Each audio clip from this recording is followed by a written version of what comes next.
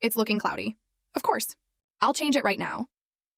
All she does is buzz around Colin all day, completely oblivious to how out of her depth she is.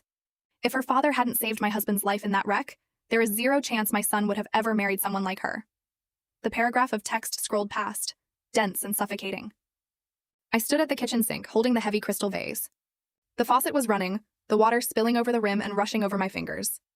It was freezing, so this marriage was just a debt being paid. When Colin's father was in a horrific car accident years ago, it was my dad, a passing driver, who pulled him from the wreckage and rushed him to the ER. I had always foolishly believed the Montgomerys were kind to me out of genuine affection, out of gratitude. Now I knew. Their kindness was simply an obligation. They endured me. I arranged the fresh water and flowers, placing the vase back on the glass coffee table. Constance glanced at me. Well, at least she's obedient. It's a shame that's her only use. I sat across from her and poured her a cup of Earl Grey. My smile was identical to the one I wore yesterday.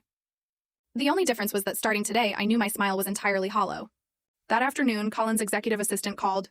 Mrs. Montgomery, Mr. Montgomery asked me to let you know he has a client dinner tonight. He won't be home. I said okay. I hung up the phone and sat alone at the long dining table.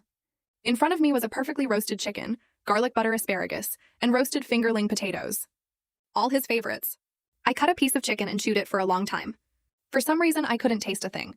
By the third day, the subtitles had become crystal clear. It was as if someone had installed an invisible AR screen over my eyes. Anyone who stepped within 15 feet of me had their inner thoughts broadcast above their heads. The Whole Foods cashier. Why is it so packed today? I hate this. The neighborhood security guard. This poor woman is always buying groceries and cooking, while her hotshot husband is never home. Even the security guard saw it. But it took me 3 years to open my eyes. On Saturday, by some miracle, Colin was actually home. He was in his home office answering emails. I brewed a cup of black coffee, just the way he liked it, and carried it in. Colin, black coffee. He took the mug without looking up from his screen. Above his head, here she goes again. Can't I just get 10 minutes of peace without her barging in? I gave a small smile, stepped backward out of the room, and quietly pulled the door shut. The moment the door clicked into the frame, I felt something inside my chest click shut along with it. At 2 p.m, the doorbell rang. I opened it to find a woman standing on the porch. She wore a flawless white crepe dress, her makeup immaculate. Draped over her arm was a signature Tiffany blue shopping bag. Doris. Colin's college classmate and the creative director at Montgomery Holdings. She was also the woman everyone in our social circle whispered about as Colin's golden girl, the one that got away. Summer, it's been ages! Her smile was blindingly sweet. The subtitles above her head painted a completely different picture.